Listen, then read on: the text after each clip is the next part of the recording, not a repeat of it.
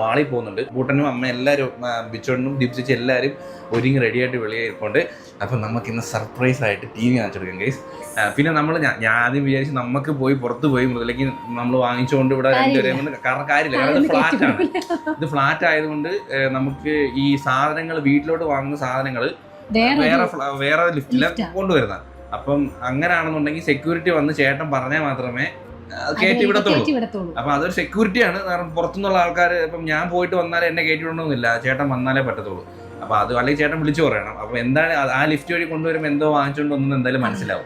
നമുക്ക് ഇലക്ട്രോണിക് നോക്കാം, അവര് വേറെ കിട്ടേലും പറഞ്ഞുവിടാം, എന്നിട്ട് നമുക്ക് നോക്കിയെല്ലാം സെറ്റ് ആയിട്ട് അവർക്ക് സർപ്രൈസ് ചെയ്യാം. പിന്നെ ഇവിടെ അറിയാലോ നമുക്ക് പിന്നെ ഇവിടെ ഭയങ്കര റേറ്റ് ആണ് കേട്ടോ. ഇവിടെ എന്ന് പറയുന്നത് ഒരു ലാൻഡിനൊക്കെ ഭയങ്കര റേറ്റാണ്. മുംബൈയിൽ താമസിക്കുന്നവർക്കും വർക്ക് ചെയ്യുന്നവർക്കും അറിയാം.